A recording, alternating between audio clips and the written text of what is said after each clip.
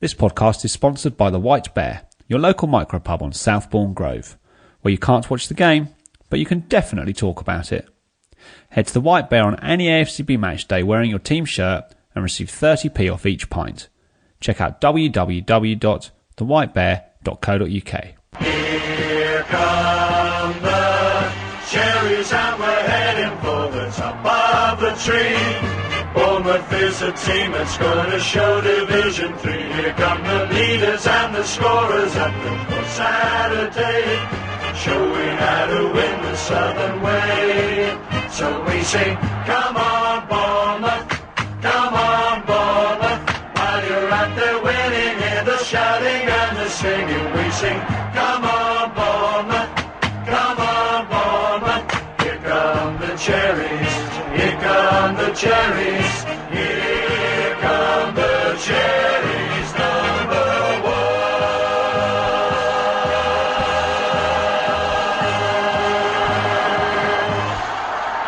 Hello and welcome to All Departments. Our fail-safe Cherries all but secured a lucrative second season at football's top table yesterday with a dramatic 3-2 victory over a previously resurgent Swansea City. Here to reflect on how we made it 3 wins in a row is Gareth Davies. Gareth, how are you? Yeah, I'm very well, Michael. Yourself? Yeah, I'm good, thanks. Been enjoying the sunshine. It's been a sunny weekend in more ways than one. Yesterday felt like a big opportunity to all but guarantee safety in the Premier League for a second season. And although we didn't exactly make it easy on ourselves, we dug it out in the end, didn't we?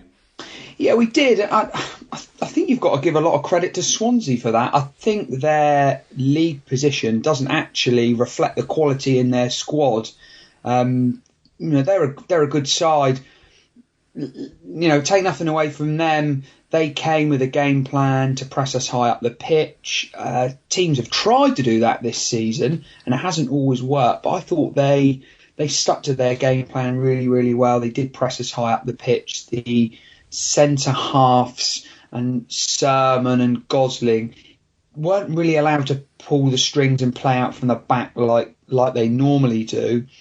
And I think if Swansea had had a little bit more substance up front, the result may have been a little bit different, to be honest, because they just had nothing up front whatsoever. The Italian guy, Poloski, I think it is. Is that how you pronounce it? I'm not quite sure. He was just non-existent. It wasn't really until they brought Gomez on did they offer anything up front, and obviously, he had quite an impact. And if they had a bit more substance up front, I think it may have been a different outcome. I mean, they can't be a bad side. I know Arsenal have lost.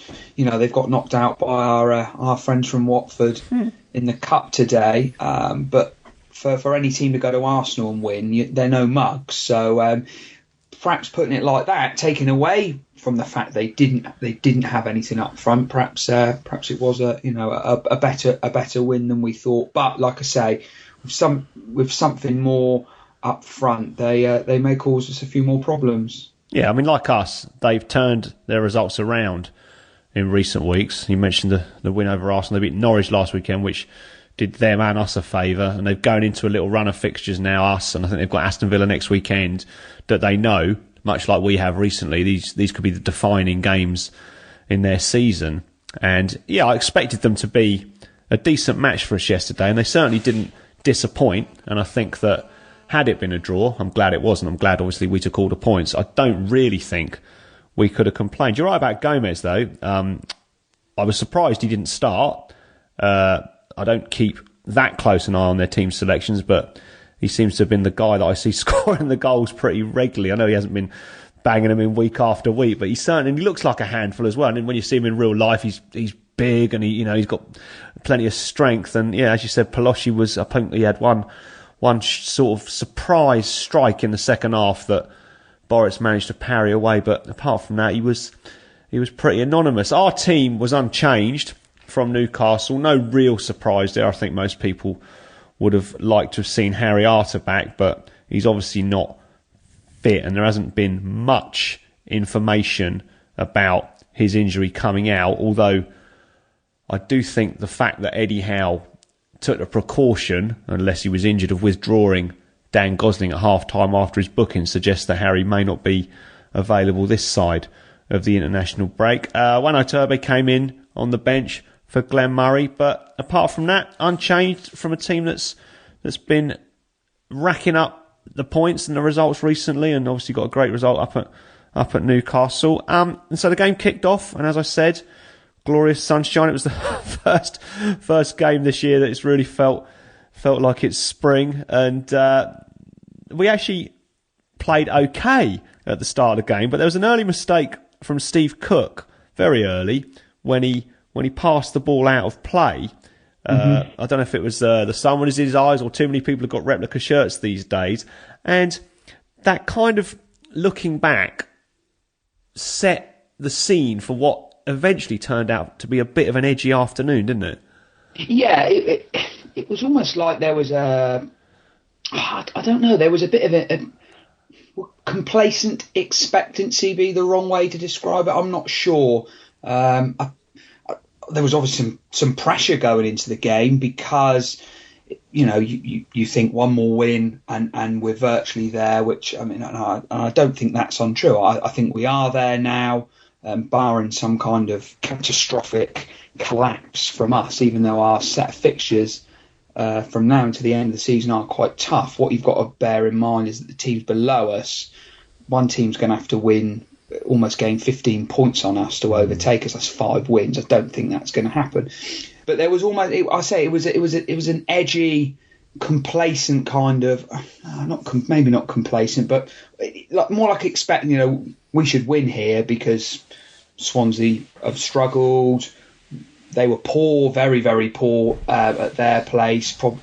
Probably one of the worst teams I've seen this season. And the sort of fast start, which we've come accustomed to for Bournemouth at Dean Court this season, didn't sort of really materialise. But like I alluded to earlier, I think that was more because of the way Swansea set their stall out, to press us really, really, really high up the pitch, certainly their midfield, and even the whole team held quite a high line. And that, like I say, that enabled it. It put some pressure on us. We didn't have that time on the ball like we normally do.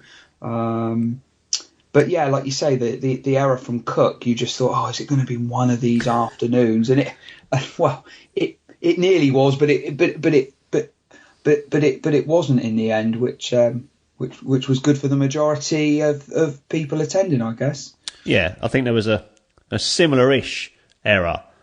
I think it was from Simon Francis against Stoke, which ultimately led to their first goal. Luckily, this didn't lead to anything. But we did have the majority of the early chances. Not long after that, Max Gradle swung a cross in that Josh King got his head to. I thought at the time, and bear in mind, right down the other end of the ground, and my eyesight isn't outstanding. I thought it was a free header. Seeing it back, he did have somebody obstructing him in as much as, he had to think about the defender in order to get to the ball. But that was a good chance, and even though he did have a defender on him, he really should have hit the target with that, shouldn't he?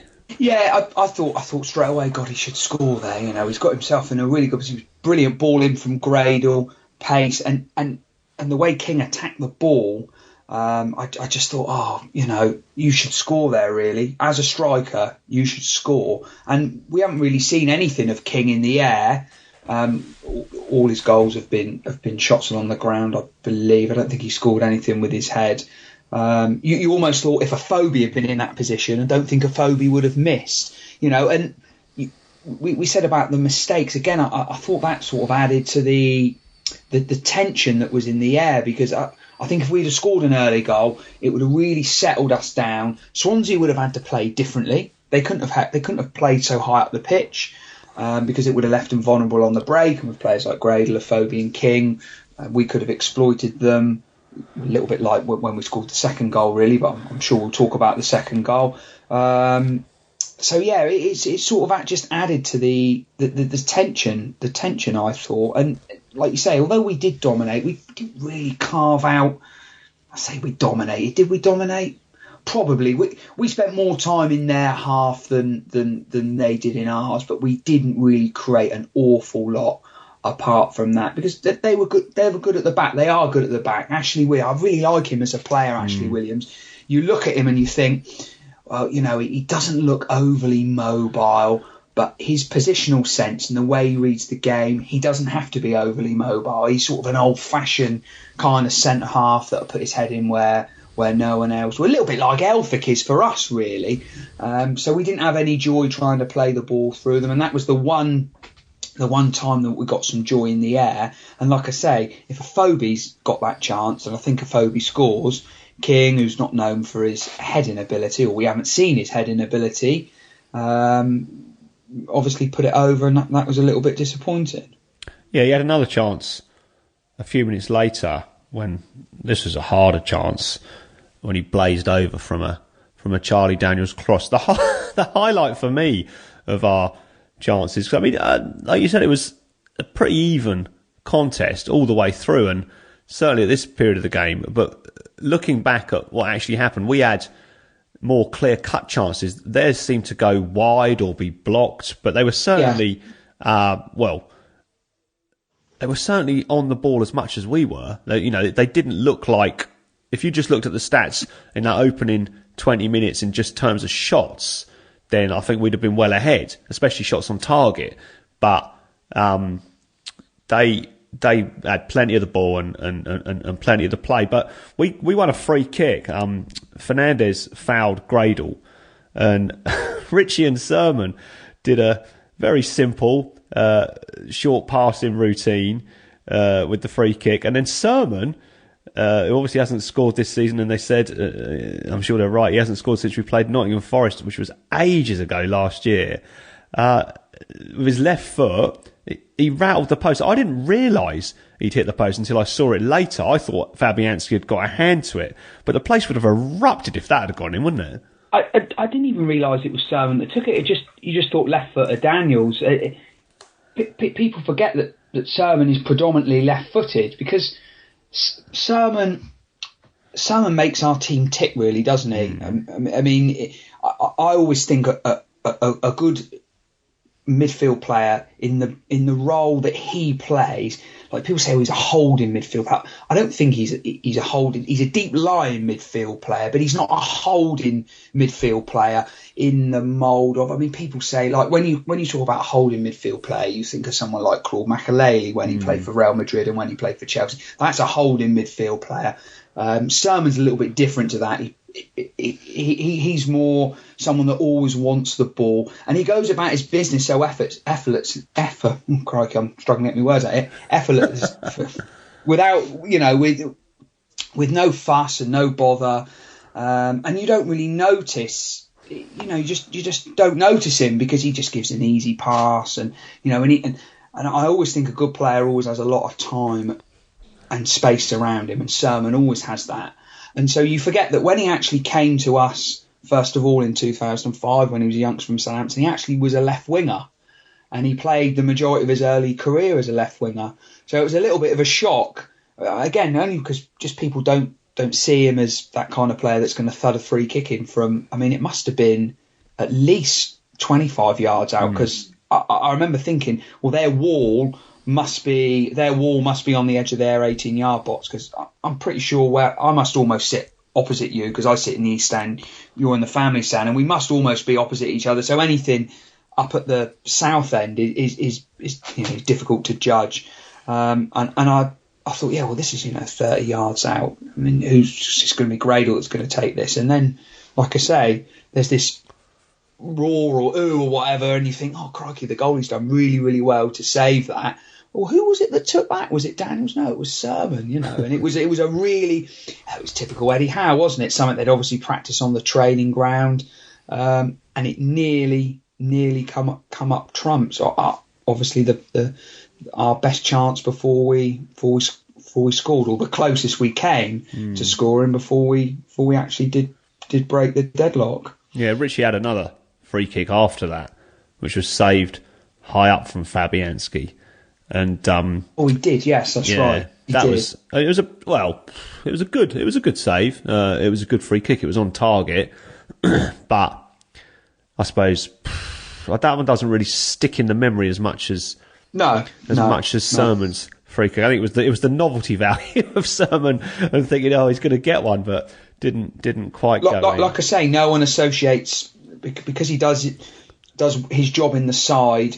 Like I say, without any fuss and bother, and just goes about his business in a quiet kind of way. He is the unsung hero of the team. I think I remember hearing someone in the first season when he came to us, when he was only on loan from Norwich, and I remember Eddie Howe telling someone at I can't remember where it was now. I actually heard Eddie Howe say it.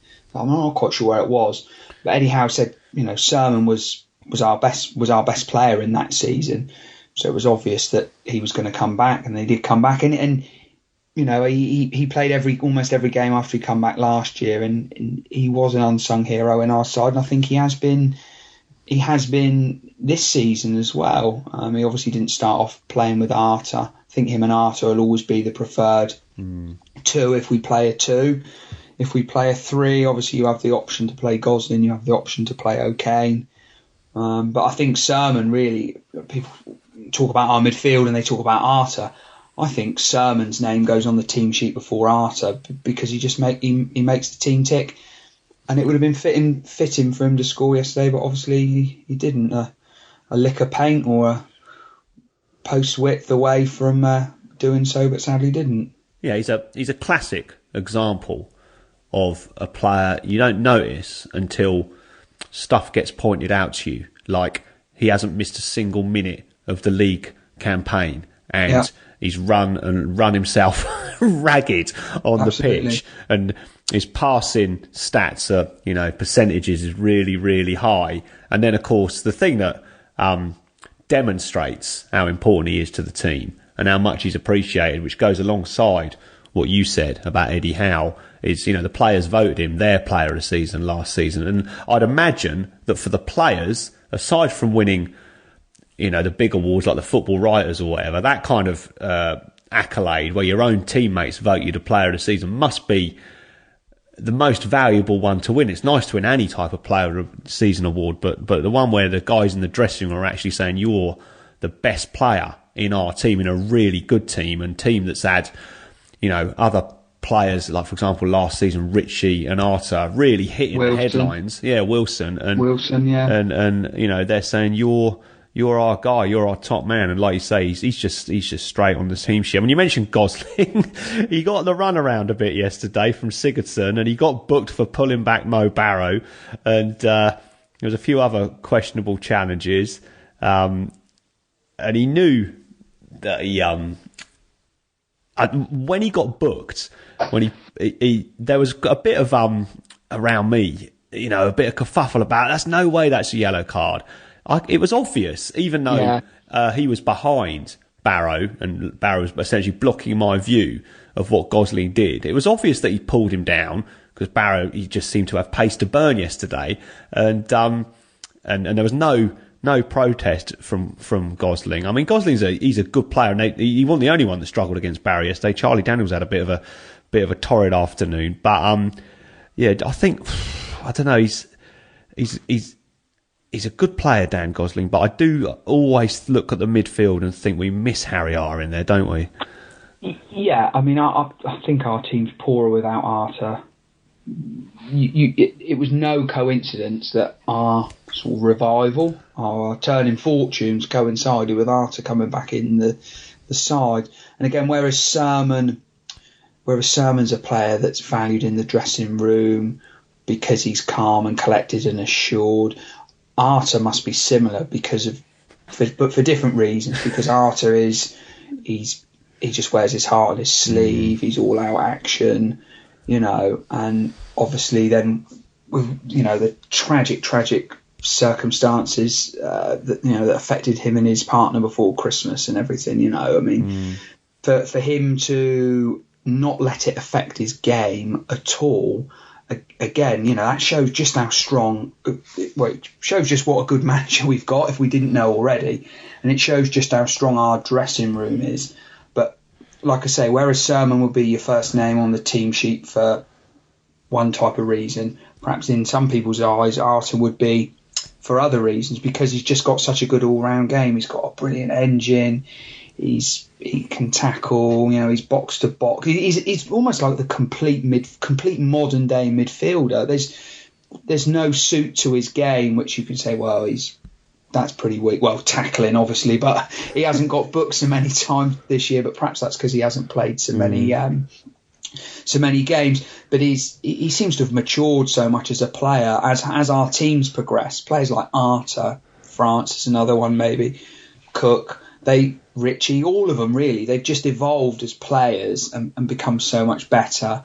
And we do miss Arter, but whereas Gosling didn't have his best game yesterday, but like you said, he come up against Sigurdsson. What a player Sigurdsson is, by the way. I'd love to sign that boy. Yeah. Crikey, he is some player. He almost sort of like single-handedly has taken Iceland to the Euros. And it was quite funny that he was Swansea's standout player yesterday. Absolutely no doubt about that. He was all over the pitch. He was strong on the ball. He's really, really good finish for their second goal. And it was funny to think that he actually didn't play in the game at their place, and Shelvey did, who's not there anymore.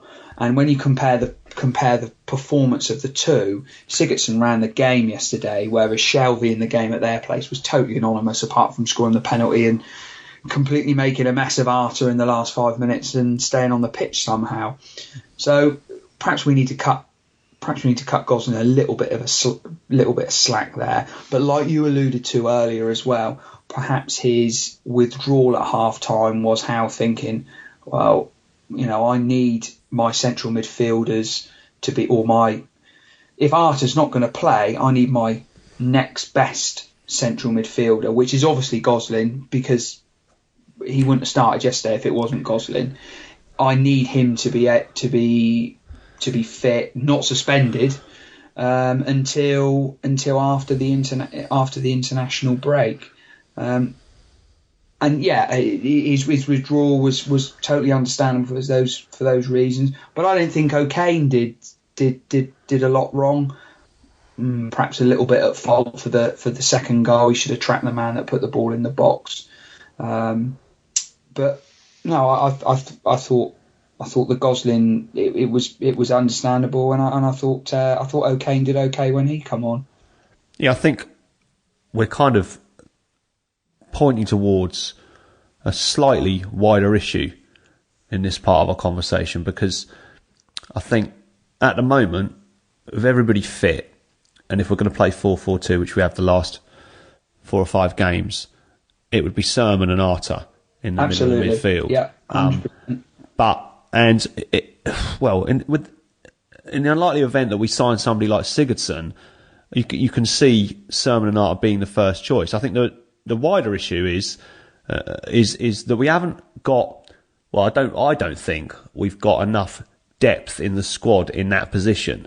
I think that Gosling, he's a good player. He's played much better this season than last season, and we've seen a lot more of him. Then you've got O'Kane, you've got McDonald, good players, been brilliant for the club. But I think that, with the exception of, and I hate saying things like this, but this is the nature of football, with the exception of Sermon and Arter, the others I can see are replaceable with players of higher quality. Absolutely. And players who are really going to be pushing those two, Sermon and Arter, for their place. And I think we could do with at least one more top quality central midfielder in the squad, couldn't we? Yeah, you're dead right there. You almost feel with, not so much with Gosling, because like I say, he does seem to be higher up the pecking order than the other two. But you almost feel like whenever O'Kane or McDonald play, they're almost playing for their futures, if you know what I mean. It's like they're they're one bad performance away from everyone thinking, well, that's the reason why they don't get in. You know, I mean, the Everton Cup game was a prime example of where, again, they've been great servants for our football club, and you know, McDonald seems to be a very popular guy in the dressing room. I don't know so much about O'Kane, but McDonald seems a real popular guy in the dressing room. But in the cold light of day, and like you say, football, it's a cutthroat business, is football. Are those two players good enough to play in the Premier League? I'm going to have to say no, really. And that's a real shame. But like you say, that's football. Brett Pitman, Jan Kermorgant, brilliant servants for our football club. You know, two of the main reasons why we are sitting here now talking about Premier League football. Brett Pitman because of what he did when he came back when we were in League One, because we wouldn't have got out of League One without Brett Pitman's goals. Jan Kermorgant because of the impact he made when he signed with Charlton. We were a team that was looking like we might struggle to stay in the Championship that season. And then his goals started with the hat-trick against Doncaster in his first game. His goals, alongside other players, then, you know, showing, you know, playing better, meant we finished well the first Championship season, and then we took that momentum into last season. I mean, look at the important goals that Kermorgant scored last year. You know, the free kick away at Brighton is the one that sticks in the memory for me. Now, those players, you know, we might be sitting here in 15 years' time or whatever and looking back at whatever happened, you know, wherever our club is in 15 years' time, those players will be talked about because they were so important in our rise to the top. But football's a cutthroat business. That's why they're both playing in the Championship now. And, you know, Kermorgant hasn't done an awful lot since he's gone to Reading, but Pitman scored goals at Ipswich. That's probably their level. You know, every player has their level, and some players can step onto that next level, and some players can't. I mean, you can imagine the conversation Howe had, certainly with Pitman in the summer. You know, like, Brett, you know, thanks ever so much for what you've done. You know, I respect you as a person, and you're a good player, but I can't guarantee you minutes in the Premier League. And, you know, Pitman, he could have stayed and fought for his place, and as it was, he probably would have played not more than he should have, but more than he would have with Wilson getting injured. But he was moved on. And he's doing okay with Ipswich. So, like you say, it's no disrespect. It's just a fact of the game that we love. That, you know, certain players have their level, and that is their level. I mean, you know, take McDonald. McDonald would be a great player for any Championship team, I think. So would O'Kane. But are they good enough to play in the Premier League? Probably not. And with our survival, you know, I don't want to count chickens or anything like that, but like I said earlier, it would take a monumental collapse for us to not be a Premier League side next year. Even with the difficult run-in, you've still got to think that we would look to pick up points, certainly at home to West Brom, away to Villa. And I've just got a sneaky feeling the way the season's gone that we could turn one of them big boys over as well. Definitely. You know, I mean, it could be another Chelsea where we don't really deserve it, but we get a couple of slices of luck and, you know, we end up sort of, you know, scuffing a goal off someone's backside and holding on for a 1-0 win. That's just the way our season's been. So central midfield would be one area we would look to strengthen. I mean, I was really disappointed that we didn't sign De Guzman in the summer transfer window. You know, I had that on quite good authority that was going to happen, and it didn't in the end for one reason or another. Because again, De Guzman's a quality player who showed that he could do it when he played for Swansea, and has done it consistently for Napoli and Serie A. And he would have been a player that would have improved competition for places in that midfield. Like you said, unless we sign an absolute world beater, I still think Arthur and Sermon are going to be Howe's preferred two. But if one of those got injured long term, like what happened to Arthur, because it wasn't long term, but he was out for a sustained period of time. With what we've got in reserve at the moment, we're just struggling to fill that gap with the. We're not really replacing like for like. I would say, unfortunately, what we've got in reserve is inferior quality to our starting 11. Yeah, I think that the good news is, as you were saying, it looks like we're going to survive, and that does wonderful things for our attractiveness in terms of we've been in the Premier League for a season, and so anybody, players and public alike around the world, have had the opportunity to see how we play, and hopefully have been impressed with that. And obviously we're going to have a much bigger transfer budget. I mean, there's going to be just this silly money coming along next season. If you're going to get in the Premier League like we have, this is the time to do it. Oh, it's ridiculous. Absolutely ridiculous. So we'll have this big war chest, or whatever you want to call it, and a more appeal, I think, to players. We're not going to be able to go out and sign these, big name players, but we don't need to, because we know for a start that Eddie Howe can make them better players anyway, or get the best out of them when they come in. And I think that that's just going to be another benefit, that he can further strengthen the squad in the areas that he knows full well what needs doing. He knows better than any of us, and it's just all looks so promising. Anyway, there was 5 goals in this game. We haven't talked about any of them yet, so let's get on to our first goal, which was obviously one of some joy, because Max Gradle scored it. Josh King, who I thought was excellent throughout yesterday, and he scored a bit later on. He won the ball in the centre circle and laid it off to Adam Smith, who was on the charge, and he put in a dangerous early cross right in that difficult area, and Fabianski chose to come off his line and push it away. He was a bit unlucky because it hit the chest of Rangel, and it fell pretty much straight into Max Gradle's path. And then Gradle, top quality, because it isn't easy, first time to finish like that, put it back across the goal, right into the other corner. Fabianski had no chance to get it, and this was then followed, understandably, after all the pain and dark days he's been through over the last few months, by emotional scenes when he ran over to hug Eddie Howe. There was people around me wiping tears from their eyes during that particular moment. It was just he's so popular. It was just fantastic to see him score, wasn't it? Yeah, no, it was. Just talk about the build up to the goal, like you say. King did ever so well. King was brilliant for us yesterday.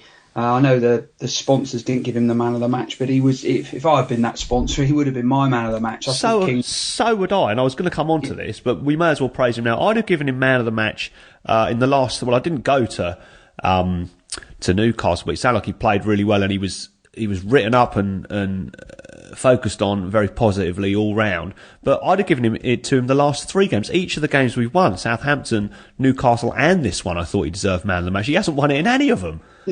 No, he hasn't. And again, we sort of talked about Sermon doing like unnoticed work.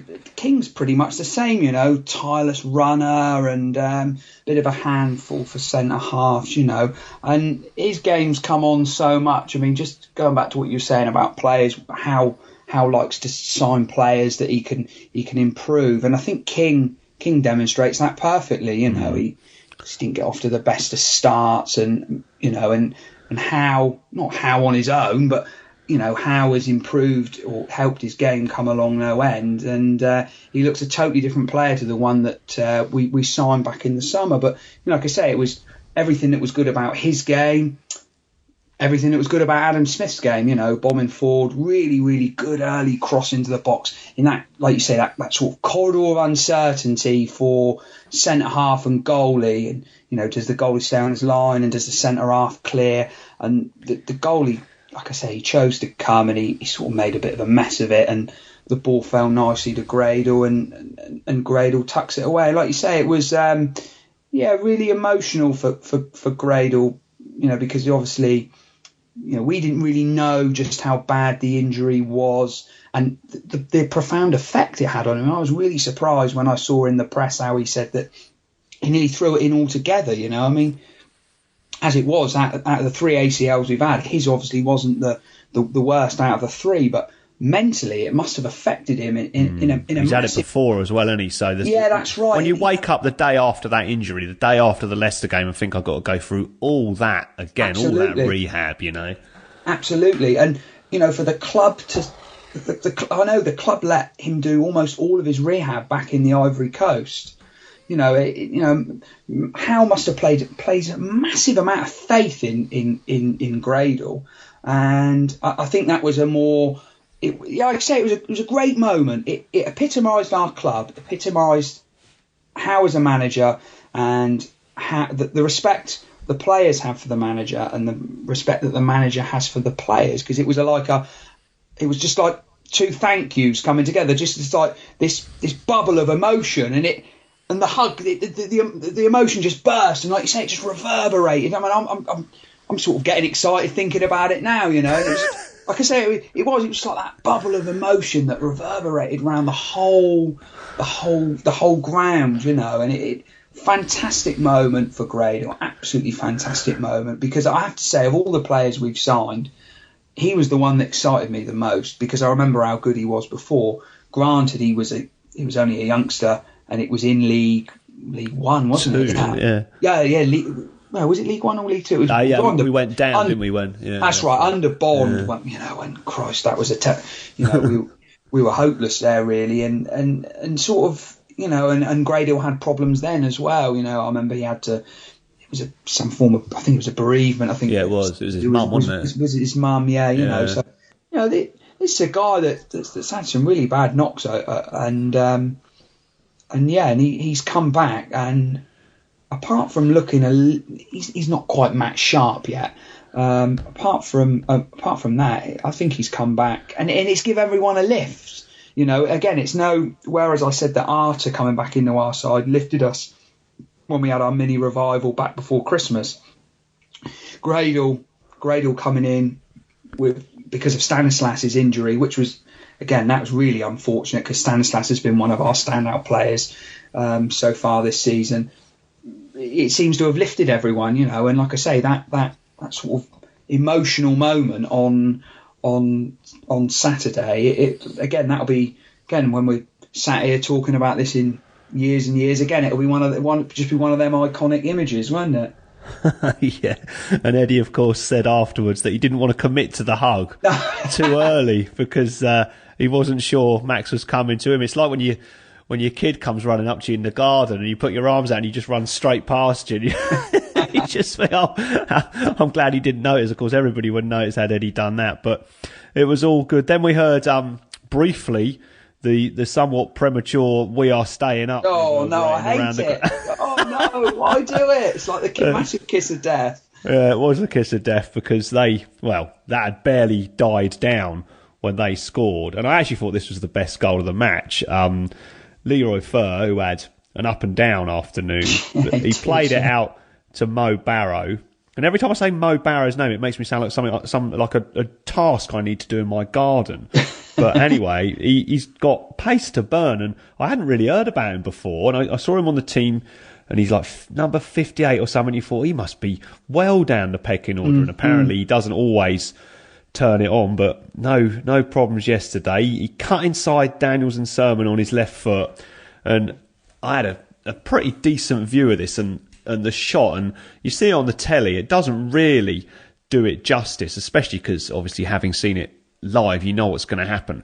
But he absolutely thundered that ball through a pretty small gap between a few different players into a place that Boris just couldn't get it, and it just rammed into the side net, and it was an excellent finish, wasn't it? Yeah, I agree with you. Best goal of the game, because it was probably the only goal of the game that didn't come from an individual mistake by either us or them. It was a really, really good bit of skill. Now, I agree with you. I thought Barrow was excellent for them. And it was almost a bit of a relief when he got taken off in the second half, because you thought, well, there's their danger man, he's gone. And how many times this season have we said Charlie Daniels has been found a little bit wanting? I'm struggling to think of a time that I've come away from a game saying that. Yeah. And Daniels was found wanting yesterday by Barrow. That wasn't because Daniels had a poor game. That's because this guy, like you say, no one's really heard of him. If he plays like that every week, then he's going to be some player for Swansea. But again, like you said, from reading what people have said and have written about him, he seems to be a tad inconsistent. But when he can produce the goods, because he like you say, pace to burn, really, really good skill to cut in like that. And like you said, the finish was really, really good because he had such a small gap to aim for. And Boric got absolutely nowhere near it whatsoever. And yeah, it almost felt like that was it was an even match. It was sort of like, well, as you were, it seemed pretty even before we scored. And again, I just got the feeling that perhaps we were a little bit fortunate to go ahead, not because they battered us, because there hadn't been much in the game. And then for them to even it up, it was like, oh, well, as you were then. It's back to this sort of even game again. It was just disappointing that I think if we could have held out till half time and gone in at the break ahead, don't think it would have been as close as it was in the second half. But that's what it was. It was a great goal, great individual skill, 1-1 at the break, and like I say, I just thought it was even, and no side really deserved to be in front or behind for that matter. This podcast is sponsored by the White Bear Micropub in Southbourne-on-Sea. No loud music, no TVs, and no ringtones. Just good ale, good conversation, and good times. Just like a pub used to be. Check out www.thewhitebear.co.uk. So, into the second half, Eddie took Gosling off, as previously discussed. He was on a yellow card after his pullback on Mo Barrow. I think that puts him on 6 for the season. I think the limit's 10 before you miss a game, but I'm not sure if that applies all the way to the end of the season. Anyway, he was off. Eunan O'Kane came on. And I was hoping at half-time that Eddie was going to wave his magic wand, as he has done before, although I'm sure it's slightly more mundane changes that he has to make, both tactically and to personnel, and we would pick up a bit in the second half. And, well, to some extent we did early on, and we did score after 5 minutes in the 50th minute. And again, Josh King, right at the heart of this goal, he scored it, obviously, but it was him who hustled Fur off the ball, and Gradle picked it up in the space halfway inside Swansea's half. King continued his run, and there was all sorts of things happening when you watch it back. Certainly, Afobe's making a run and giving the defender something to think about, and we had other players in the frame as well. But Max, who could have perhaps had a shot himself, just played the ball in front of King to run onto, and King had a small amount of space, not loads, and he just did a couple of touches on the ball to tee it up, and then, he fired home against Newcastle. This was a more difficult chance in some respects because he didn't have as much space, and he similarly cracked the ball in. Goalkeepers are never looked well upon when they concede at the near post, and I suspect if you were a Swansea fan, a player, or indeed Fabianski himself, you would think he should have stopped that. Obviously, I was delighted to see it go, and the only explanation I can give for Fabianski not getting at it was King just kicked it so hard, didn't he? Yeah, it was sort of similar to the goal he scored against Newcastle, in that he sort of took 2 touches and thought, I'm just going to leather this.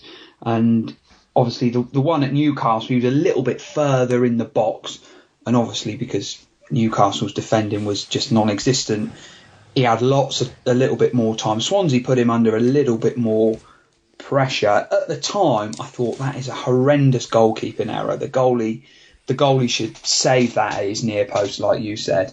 But then watching it back, as I did last night, he hit it so hard. And when you looked at the angle from behind, it was almost like Fabianski, the ball was past him before he had time to sort of set his body position to try and keep it out.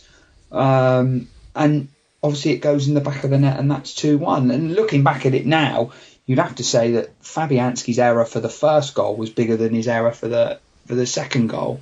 I mean, yeah, like you say, goalies are always criticised for, he should save that at his near post, he should do better there. But when you actually watch it again and again, it's more King's power in the shot than an error for the goalie. And like I say, that looking back now at the first and second goal we scored, the first goal, it's a bigger error there, because if he comes and he punches the ball out further, Gradle doesn't get a shot away, or if he stays on his line and the defender hooks it away, we don't score. He comes and he makes a right pig's ear of it and we score. Whereas, like I say, the second one, I think you've got to give King a little bit more credit there. You know, it's like, if you don't, you've got to take your chance there, haven't you? If you're a forward, he's sort of like, it's almost like he gets in that position, his eyes light up, and you know, he's thinking, well, this is Newcastle all over again, I'm just going to hit this as hard as I can and see what happens. And it went in the back of the net, and that's 2-1. You know, and you thought from then on, you thought, well, this is sort of almost like our game to lose. But it was a sort of case of deja vu almost from the first half, wasn't it? Yeah, and we didn't concede immediately, but we did concede the initiative almost immediately, and they had a long spell between our second goal and their second goal, where they were dominant. They had the ball was being played around in our half. They weren't getting a lot of penetration, but we couldn't get it to stick in their half for anything more than a few seconds before it was coming back in. They also brought Bafétimbi Gomis on for Wayne Routledge, and as we discussed, he's just a handful. He's quick, he's big, he's strong, and you know, he's a bit of a target as well. And 2 minutes after he came on, that was when they scored their goal, and it was his strength in the midfield that won the ball for them, and he laid it off to Angel, who in turn pushed it forward to Barrow, who at this point must have been running on empty because he'd done so much sprinting, but he made it past our defence behind Daniel and O'Kane in the box and got to the touchline and cut it back. And I had no idea what happened for this goal when I saw it. I couldn't understand when I was in my seat at Dean Court why Boris didn't move. I thought there must have been a deflection or something, but what actually happened was, having watched it back a few times, Barrow cuts it back, and he doesn't really appear to know where he's putting it, apart from he can maybe see a couple of white shirts out the corner of his eye, and it goes past Cook and Sermon, who both kind of miss it, and Sigurdsson had to kind of just slightly change his position to get on the ball, but fortunately for him and to our detriment, he's kind of around the penalty spot, and he has a radius of about 5 yards where there's nobody else standing in this space, and he had time for a little touch. And then, I mean, everyone knows he can finish. He's scored 6 goals since the turn of the year, I think, from midfield. And then he just finished where Boris had no chance and was probably not expecting it to go. Just that bit of the goal where he just wasn't going to get there, and a great finish. But from our point of view, there was at least, I counted 3 players in the box who weren't picking up anybody. It was Sermon, Smith and Francis. And then I mentioned about Cook and I think Sermon missing the ball as it came through. I made hay laughing at Newcastle's defending for King's goal last week, and kind of suggesting that if we'd defended like that, Eddie Howe would have, been apoplectic. But we didn't cover ourselves in glory for Sigurdsson's goal, did we? No, it was. My dad said straight away, that's terrible defending. Well, he said something else which I won't repeat, but it was said straight away that's not very good defending from us. It just seemed to me that we had at least two opportunities to stop the ball getting to Sigurdsson, 3 really if you count. And O'Kane's had a few critics this season, like, I've said that he's not good enough to play in the Premier League, so perhaps I'm one of those. But he did okay yesterday. He really did okay. He should have stopped the cross coming in, or should have stopped. Barrow was on the touchline. He was going nowhere. For him to get the ball back there is poor. And then it was almost like, the circus defending, really, because, we had two really, really good chances to clear the ball. And it was almost like Cook got his feet in a mess, and Sermon, then Mr. Reliable, I've bigged him up. Sermon had another chance. And that's probably why Boric didn't move, because he, in the split second, he thought, well, this is going to be cleared. And like you say, as it was, the ball fell to Sigurdsson, and he had all the time in the world, but it was still a difficult chance. His first touch was sublime, absolutely brilliant. His first touch to bring it down, and then just to sort of almost place it into the corner like that was brilliant. So from their point of view, it's a really good goal, but from our point of view, it's a really, really poor goal. And our defending at times this season hasn't been great. I think that's more because of the standard of player we come up against now is so good. But certainly in our little after getting over our terrible February, which is we never seem to have a good February. I actually just really going off tangent just for a second. In my Programmes from the Past article, I covered a game from 2000, and funnily enough. 2001 it was, and funnily enough that year as well we had a terrible February, so it must just be something that follows Bournemouth around. But thank goodness it's a short month. but one of it would be great if there was an international break as well, wouldn't it? But one of the things that from the Watford game onwards have been really good is we've looked really, really resolute at the back, really, really assured. There's been no individual errors. And that was a little bit disappointing. Like you say, if you were Howe sitting down looking at the game, you would think everything was good apart from that. From Swansea's point of view, they've got themselves back in the game. A great goal from their point of view. Like you say, the substitution work's an absolute treat because Gomez pinches the ball in the midfield.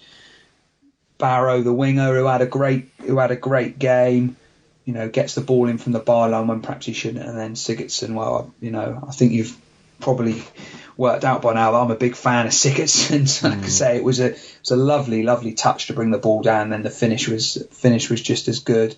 And again, it was sort of like, as you were, but whereas for the first equaliser, it came so soon after our goal, it felt deserved because no team was in the ascendancy. This time it felt the same because, like you say, they dominated. We really struggled to get out of our half. We didn't win any second balls for about 10 minutes. We really were under the pump. And it was, I don't know, it was just one of them ones where you thought, well, it's going to be when rather than if they score. And they did. But then for us to then go and pinch the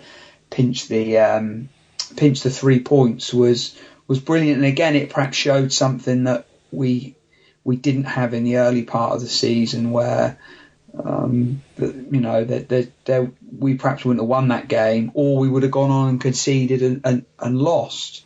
And the goal come from not an unlikely source because Cook scored against Southampton, but we sort of really house teams, crosses into the box, headers from centre halves or forwards. That's not really the way that we've gained most of our success, is it? No, but I think this season especially, we've seen the goals spread out across the team. We haven't had a goal scorer to rely on to, just keep banging them in. And so, fortunately, quite a few players have stepped up with a few goals, not loads, and it's kept us ticking over. On the subject of goal scorers, 5 minutes after the goal, Eddie took Benica Fobe off.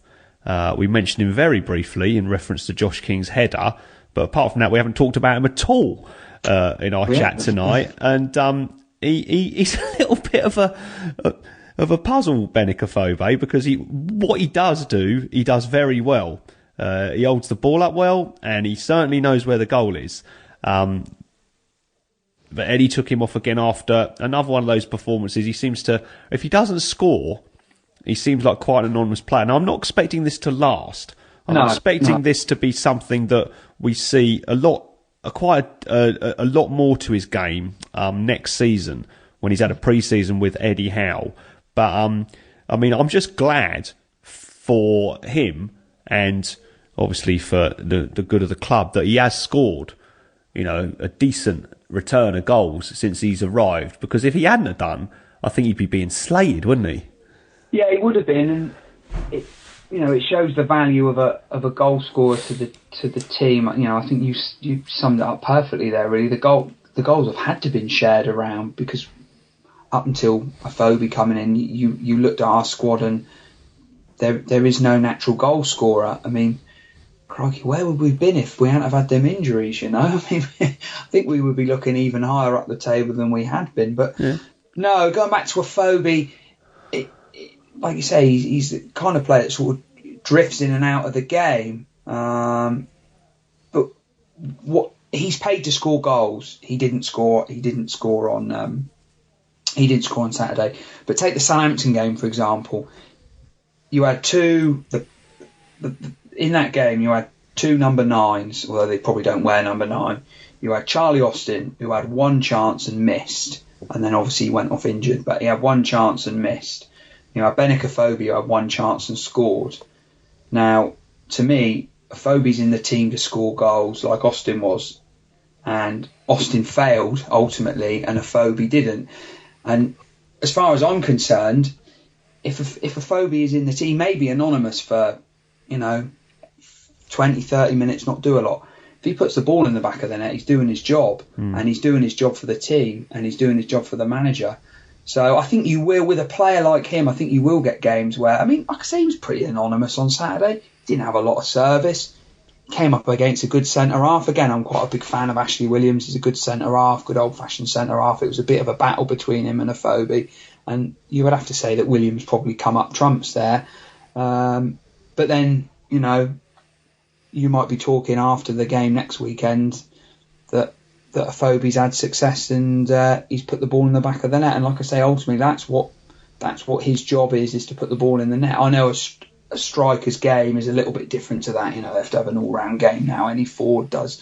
But, take the Southampton game as an example as where one striker failed and the other one didn't. And like I say, I just think Afobe's that kind of player that he will grow into his role within the team. It's difficult because you would almost think he's been brought in and he said, right, and Howe would like him to play the Wilson role. Whereas I don't think Afobe's that kind of player. Afobe would like the ball into his feet a little bit more, like you say. He's strong. I mean, he'll score goals in the air. Has Wilson ever scored a header?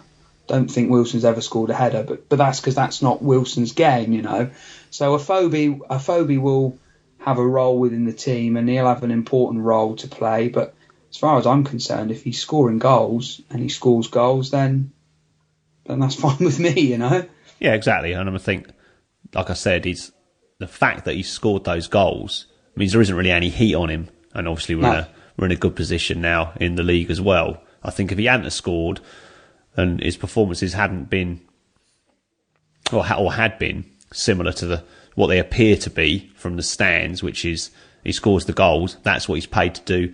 Not a lot else, but that doesn't really matter, like you said. But yeah, I think the judgment on him is always going to be kinder, as it would be on any striker, as long as they're putting the ball in there. And he probably will get 2 or 3 more by the end of the season. Big price tag. That is a big price tag for a player, whatever it was. I mean, some people say, it was probably end up being around £10 million, that's a big price tag for an untried striker. Let's be honest. Yeah, he scored goals in the Championship, but to then make that step up to the Premier League, and I think it's a great signing for us because he had something to prove. He never got a chance at Arsenal and was sort of discarded.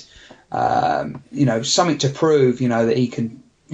He could say, well, actually, I can cut the mustard in the Premier League, and I would say so far so good. And he's got the goal against Southampton was really, really important. It come at a great time, and it sort of sealed the win and sort of kept the momentum going. He's got all the hallmarks of an Eddie Howe signing that will go on. I mean, I don't want to hex the poor guy, but that will go on to be a success. In that he's young, he's played in England. I mean, he's English, but I mean, the actual fact, it doesn't matter where they're from, but they've played in English football for a while, and he's going to be hungry, like you said. He's got something to prove. Compare that to Glenn Murray, who I do think is unfairly criticised, and there's always a lot of conjecture about this, that, and the other with him. Nobody's got any clue whether any of it's true or not. But what you could say is he's not young. Obviously, he's been around the English leagues for a long time, but he's not going to quite maybe be as amenable to the Eddie Howe way and kind of committing himself to that kind of, and I'm speculating myself here, to that kind of I suppose you could call it the Eddie Howe project, the way he plays, what he expects, etc., as somebody like a Phobe would. And I just think that you can't predict the future, but I think we won't see the best of a Phobe. I mean, the goals are the best of him, but we won't see what he can be as a striker for the football club until he's gone through a pre-season, I don't think. So hopefully it will all be good. Artur Boruc, who we also haven't mentioned so far, made a couple of excellent saves then between it going to 2-2 and us ultimately getting the winner. Pelosi, we mentioned briefly earlier, and I think I spoke about this. He had one shot where he suddenly it sort of was a bit of a surprise because it was a bit of an angle. The ball was bouncing up a bit awkwardly, and he just unleashed this shot. But Boruc was able to parry it away, and then he had another one, a stinger, Pelosic from distance, and Boruc got to that as well. And he didn't really have a great deal to do apart from that. He had to pick the ball out of the net a couple of times, obviously, but he had no chance with either of those. But, I think there's rumours that he's going to be given another year, and I don't really think anyone would complain about that, would they? No, not at all. And it shows how things can quickly change in football, because I remember the last time we talked was the Swansea away game, and I can remember that one of the things we talked about was that the end for Artur Boruc. He wasn't in the side, Federici had taken his place. There were sort of rumours of him, a bit of a fallout of Manchester City, I think it was.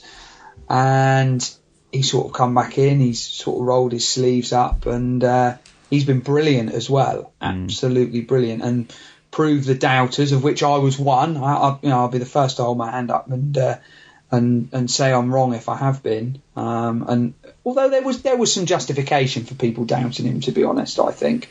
But he's answered all them critics, and I would be really surprised if he's not given another year, because he's 35, 36. It's no real age for a goalie, that is, to be honest. I mean, goalies almost play till they're 40 now because of the position that they have. And yeah, I say I would be surprised if he's not given another year, which would be great, because again, I think he seems a popular guy in the dressing room. From what I've heard, he's a sort of a quiet, kind of reserved guy now. I always think his interviews he does for the programme are brilliant, because they're really insightful, because he never speaks in the press. He's not overly active on social media. So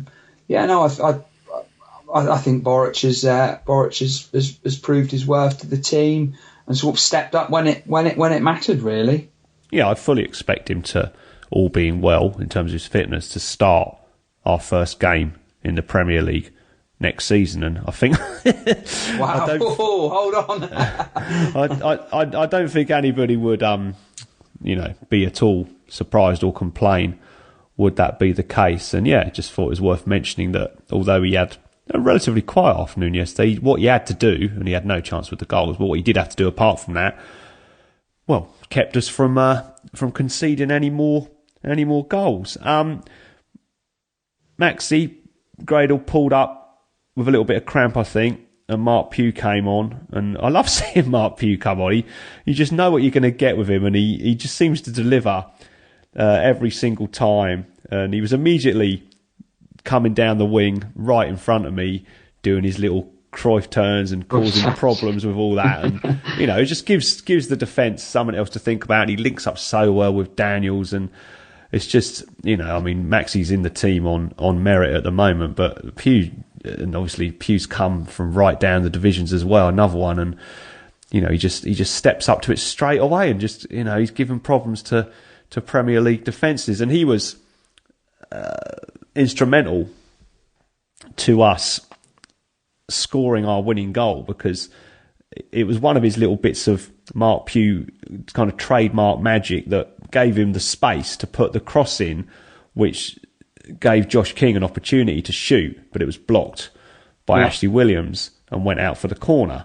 And then Pugh and Ritchie did a little short corner routine, and Ritchie, who is definitely the assist king at our club, whipped in a high cross, and Steve Cook, who had just kind of ambled into the penalty area. I know they do that on purpose, because they think, "Oh, don't mind me. I'm not going to be any threat to you."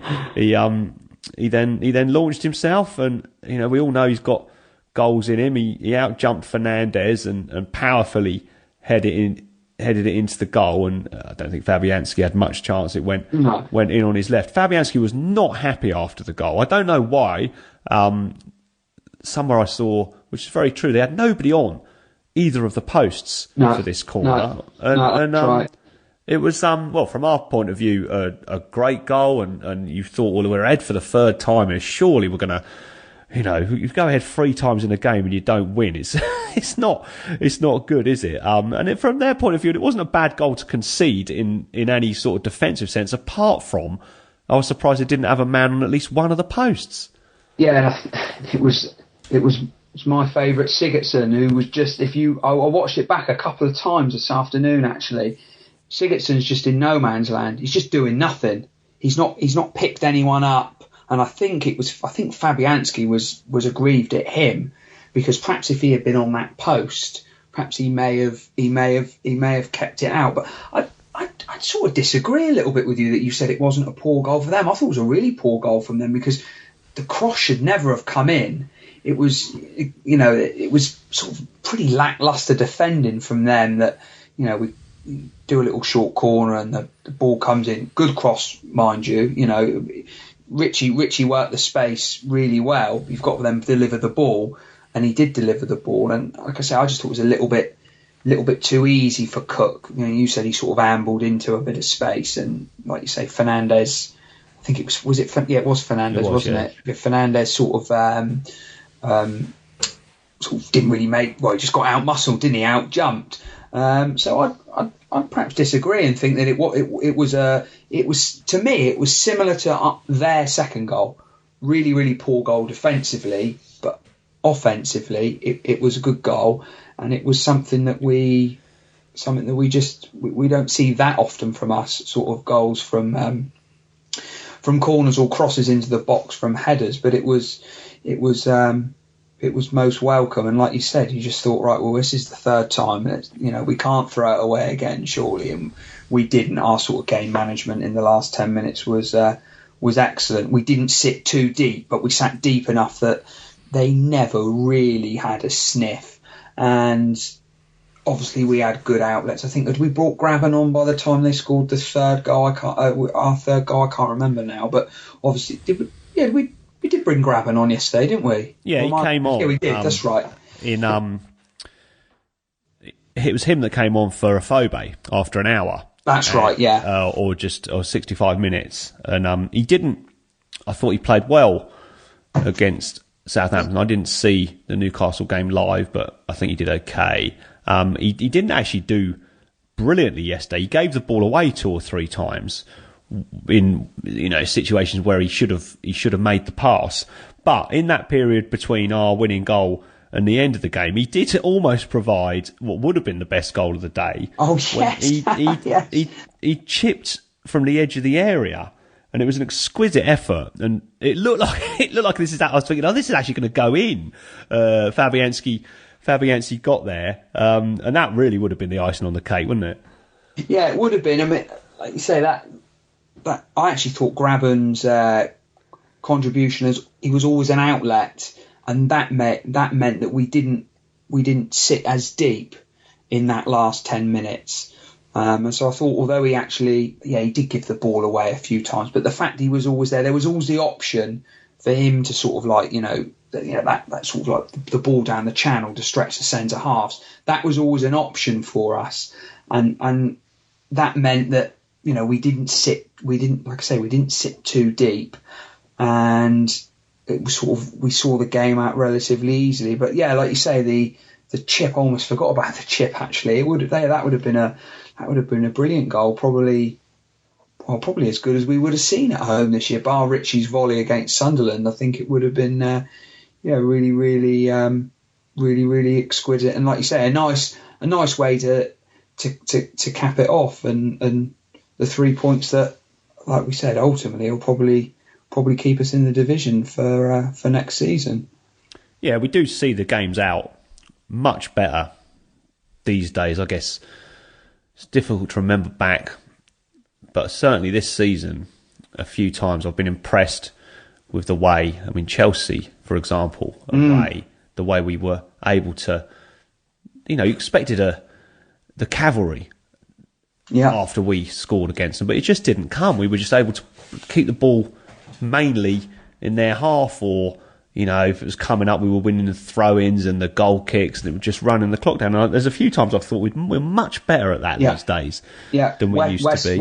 West Brom away was that. West Brom and Crystal Palace away were both good examples of that, where last year, crikey, how many, we either lost goals or lost games in the last 20 minutes last season. Even though we won the league, crikey, we would have had 100 points if our game management in the last 10 minutes of matches had been better last year. So again, that's, people talk about Bournemouth adapting to playing in the Premier League. You don't have to change your style of football to adapt to the Premier League. You just have to manage the game better in certain situations.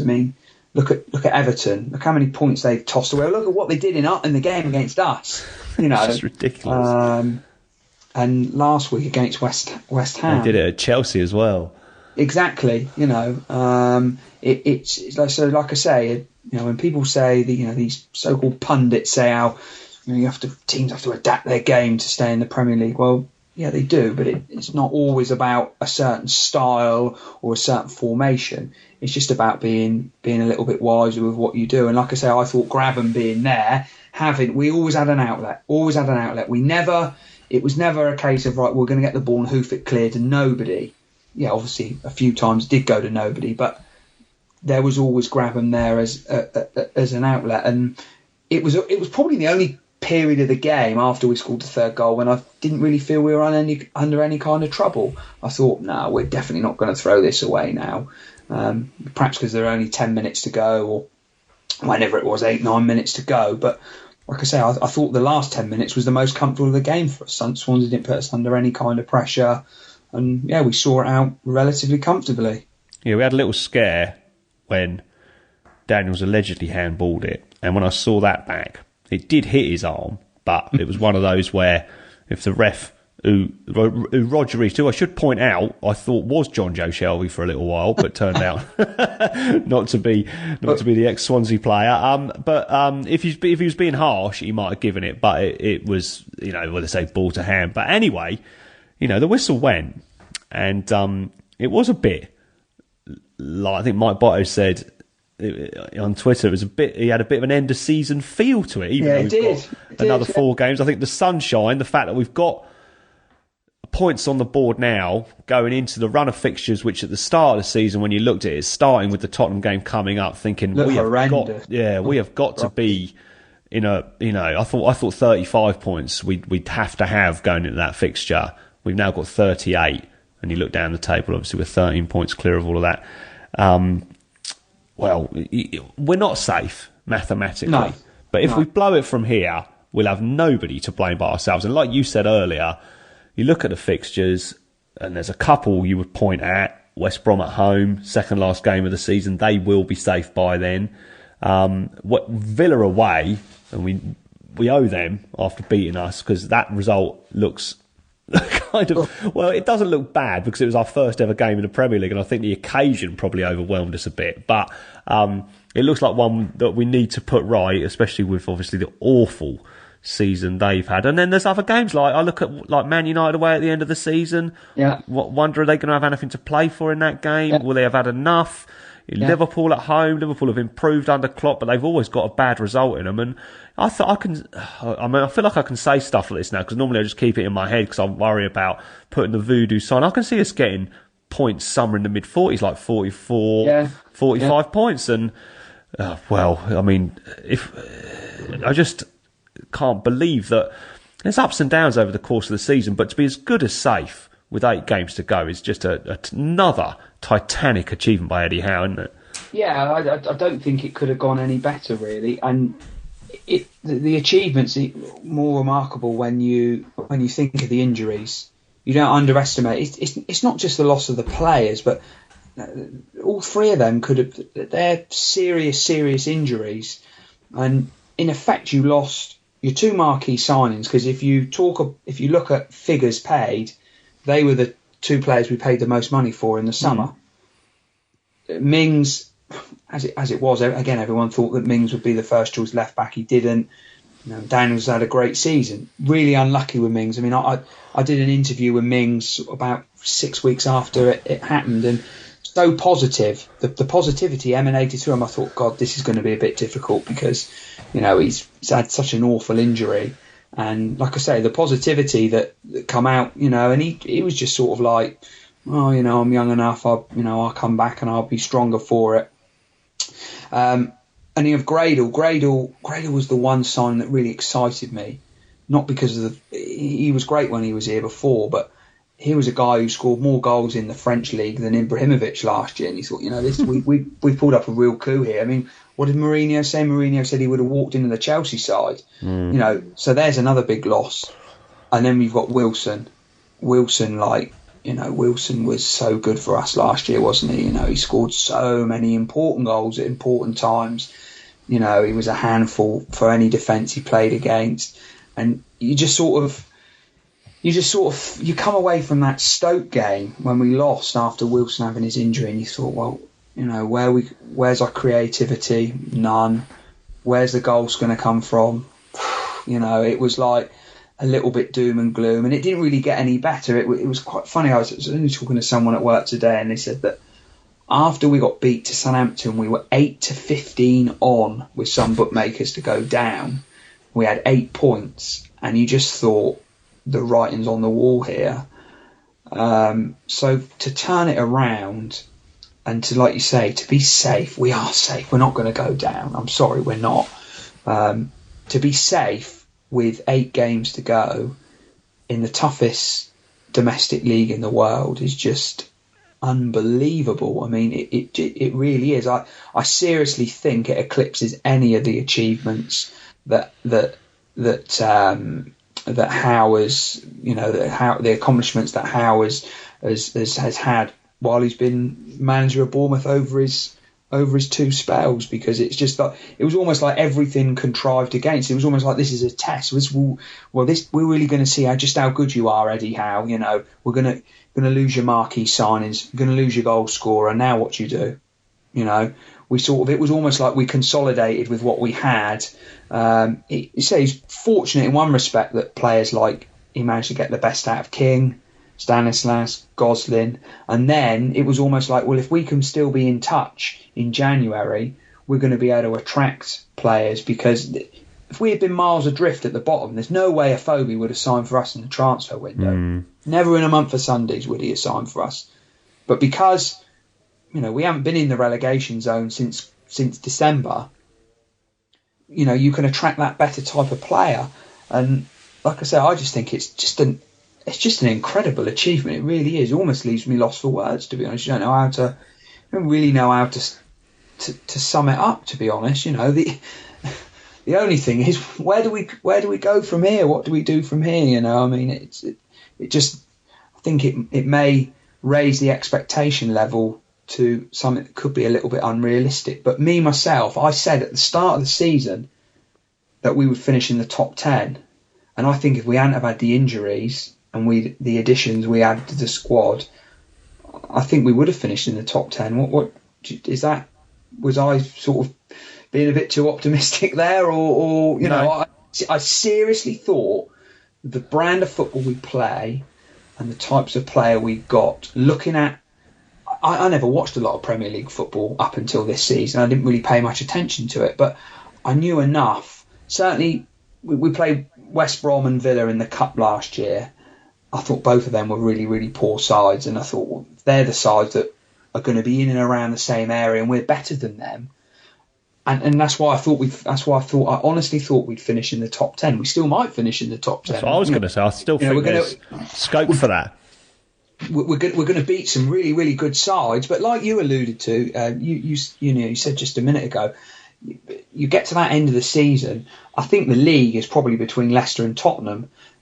Now we only have to play one of those. We have to play Tottenham. You think Everton have will have one eye on a cup semi-final. They may even have their eye on a cup final by then. Chelsea have got nothing to play for. That they won't finish in the top 6 or 4. They'll just finish in mid-table. Say Man United might have given up. Liverpool might have the Europa League to think about.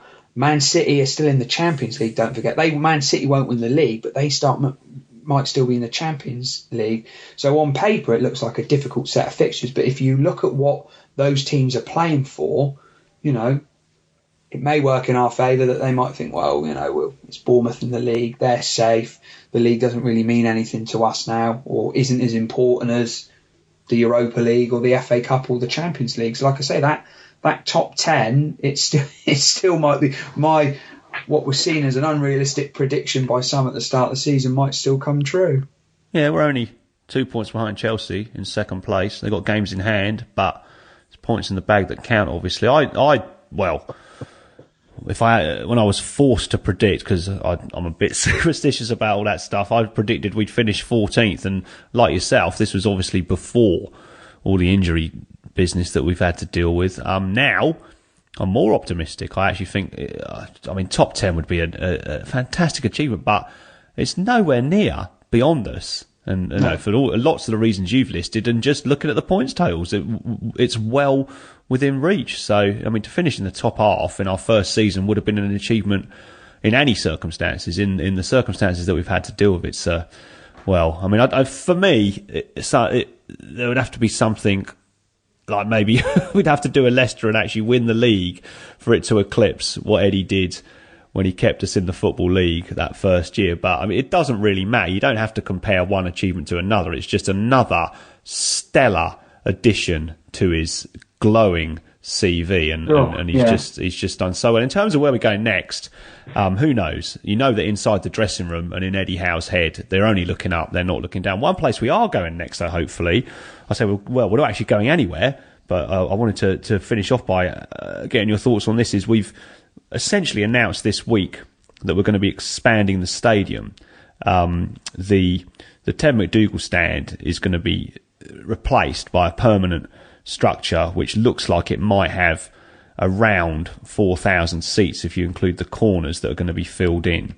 Now, for me, I live about a mile from the ground. So if people are saying to me, you know, should we move to a new stadium or should we stay at Dean Court? I'll always say, well, I want to stay at Dean Court. I mean, but it's only really, well, obviously tradition, but also selfish reasons in that it's convenient for me. I think I'd probably get a fair assessment of what somebody thought about decisions, speaking to somebody like yourself and they live over in Swanage, because, you know, you're not going to be just thinking, well, it's near my house, which is definitely one of the things that impacts upon my thoughts on it. Do you think it's the right decision by the club, or would you rather have seen us to move on to pastures new?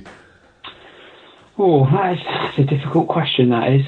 What's the long-term plan for the club? That would perhaps answer that question.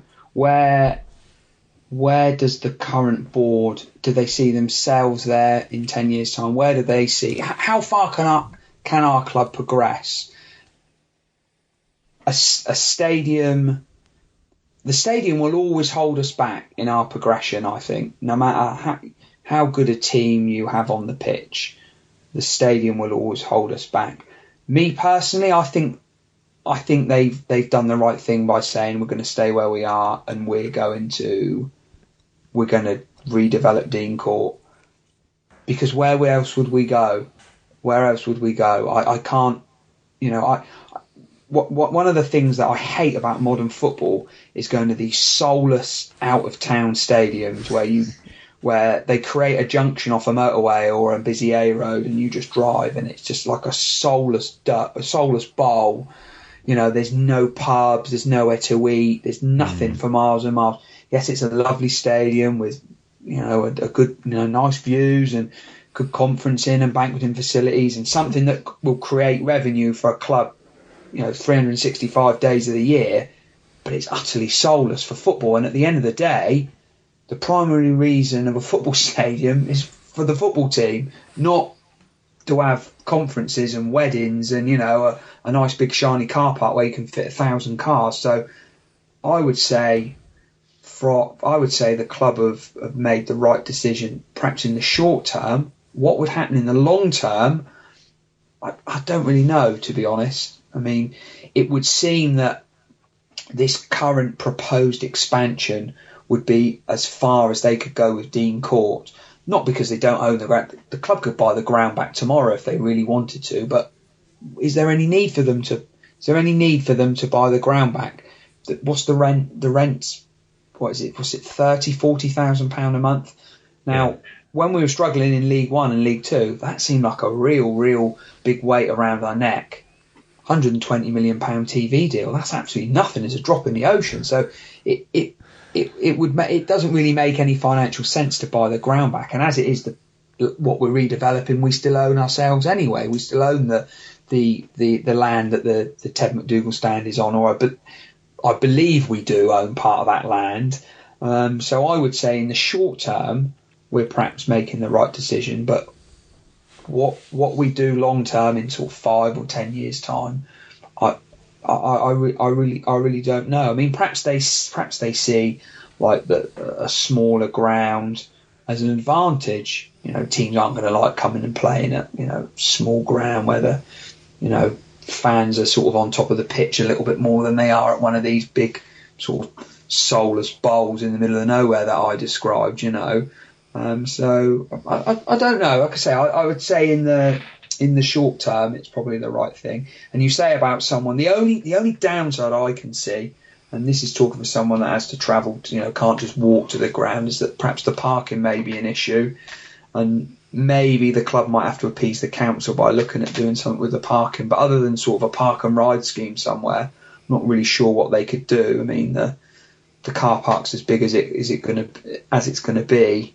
And with one way in and one way out, you're always going to have the problems of people queuing up for hours on end after games to get out. So, perhaps that would be the only sticking point. I mean, the council aren't going to turn it down. They just won't, because for donkey's years, Bournemouth Council haven't wanted anything to do with the football club. But now it's better for them. They could promote the town of Bournemouth as a whole by saying, Bournemouth, home of golden beaches and good nightlife. Oh, and a Premier League football club. It's just great for their marketing department. They must love that fact. So they're not going to turn it down. But what the strings are that will be attached to it regarding, because you'll have an extra 4,000 people trying to, the parking's, access to the ground isn't great as it is at the moment with I don't know what it's going to be, 15,500, 16,000 capacity. That those parking areas to park are going to be even more at a premium. So I don't know. I quite like the cautious, pragmatic, or it appears to be from the outside, way that we are approaching all of this. It'd be easy to look at the avalanche of money that has landed in the club's bank balance this year and looks like it will be, as good as double that next year, and think, for the board to think, right, we're absolutely minted, we can build a new stadium and we can really go for it. And I mean, we've splashed out, a bit of money on the squad, but certainly not beyond our means, and we haven't I mean, this is going to cost a few quid to put this new stand up, but it's not going to be anything like what the cost of a new stadium would be, whether it be in Kings Park or elsewhere, which they could have easily fallen into that, well, I was going to say trap, but way of thinking. And I'm sure they've researched, most of the options that are available, and there's always lots to think about if they're going to relocate or expand where we are. But yeah, I'm just it just appears to be in some ways another symptom of the much improved way that the club is run these days, instead of it being, well, obviously we didn't have anything like the money in the past, but you can imagine if Sports 6 still owned the football club now, and suddenly by some miracle, which I suppose it has been in some ways, although not quite in the biblical sense, found that the team had landed in the Premier League and were being, showered with all this cash, you just know that they would have really made a mess of the signing of the players, gone for these kind of marquee, perhaps foreign signings coming in, which wouldn't have helped really in the club. They would have drawn up these overblown plans for a new ground, which would have ended up being a white elephant. And it's just, I guess, it's quite nice, although I know people are frustrated who can't go and see the team play because they'd like to come and watch us more. And I speak to plenty of people like that, and I just feel very fortunate that having been in from the ground floor, as it were, I have no trouble getting match tickets. The whole approach to success is still being measured. It isn't being kind of suddenly like a toy shop, and they're just going crazy with all the cash. Do you know what I mean? Yeah, I 100% agree with that. I wasn't thinking too much of Sports. I was thinking so much of more of Eddie Mitchell and his clan. There would have been some, I don't know, you'd have probably proposed to put it in Sandbanks or somewhere stupid like that, But yeah, it's a sort of, I don't know. I mean, I said when you asked me about that, what is the long-term plan for the club? Like you say, they seem to have done quite a bit of due diligence, and they've analysed it. They haven't rushed into the decision of what they're going to do regarding our stadium. I mean, the one thing I do hope they do is I do hope that they, when the ground improvements are made, that they really look at the ticketing arrangements and stuff like that. I mean, I know it's been something that's been talked about over and over and over again, but I really think they need to look at that. So, the casual supporter is able to watch games a little bit more easily than they have this year. I mean, one of the reasons is because obviously there, so many season ticket holders. I mean, if I was making the decision, I wouldn't have any more season ticket holders. I would make those extra 4,500-5,000 tickets available for people to use on a match by match basis. You would have to increase the away allocation a little bit, not much, because it's only 10%, so it would only be another couple of hundred. So you would perhaps, the away support would still have their bit in the east stand, and then perhaps the corner, and then the home fans could go behind the goal in a bigger version of the south stand. And I would really like to see those tickets, like say, saved on a match by match basis, because we, without wanting to sort of, they're not sob stories, but I know people that have been going for donkey's years, and for one reason or another they haven't gone as much over the last few years. They'd like to just go to 1 or 2 games a season, and they haven't been able to. It's so that's a little bit disappointing, and perhaps something the club can work on, and hopefully, I mean, I've been a bit critical of it actually. Sort of the Cherries trust has appeared, on social media and over the recent weeks, saying that they want to start a supporters trust again that will be in dialogue with the board about certain issues and everything. I really hope that sort of those issues are issues that affect supporters as a whole, rather than sort of individuals going to perhaps sitting around the table with their own agendas, if you know what I mean. Because history will tell us that that's what those kind of things have been like in the past. And I would say one of the key things would be that ticketing being more accessible for the casual fan. I mean, obviously, even with the 16,000 stadium, demand is going to outweigh supply, but that supply could perhaps be distributed a little bit more evenly than it is at the moment. But yeah, then, like you say, we're both season ticket holders, so I mean, I'm not one of these all right Jack people, you know. I mean, like I say, I'm fortunate, like you are, that I'm a season ticket holder, but I know lots of other people that they just like to go to 1 or 2 games a season, and if these ground improvements meant they could, then that would be good for everyone, I think. Yeah, I think probably in classic football speak, it isn't ideal, but then again, it's a nice problem to have. It's certainly not something we had to deal with a few years ago. Quite the opposite, in fact. Anyway, Gareth, always good to talk to you. I know you're a big rugby fan as well, so we kind of did the double over Wales yesterday. So fingers crossed we'll have more success, not just against our Welsh neighbours, but up and down the Premier League, and maybe, you never know, one day we could even be challenging for Europe. Like we said, I don't think Eddie Howe's ambition knows any limits. So thanks a lot for coming on the show, mate, and enjoy what should be just a fantastic end to the season. No, thanks ever so much, Michael. Yeah, I'll do my best to enjoy the last 8 games. Always good to hear from Gareth, and full marks to him for all the great work he's done in the Matchday programme again this season. A first ever trip to tip-top Tottenham Hotspur to look forward to next weekend. In the meantime, listen out for Sean and Sam's Back of the Net podcast in the middle of the week. So up the Cherries in all departments, and goodbye. The White's Bear Micropub on Southbourne Grove is a proud supporter of AFC Bournemouth and sponsor of all departments. Head to the Bear for real ales, locally produced food, and plenty of good conversations about the Cherries. Check out www.thewhitesbear.co.uk.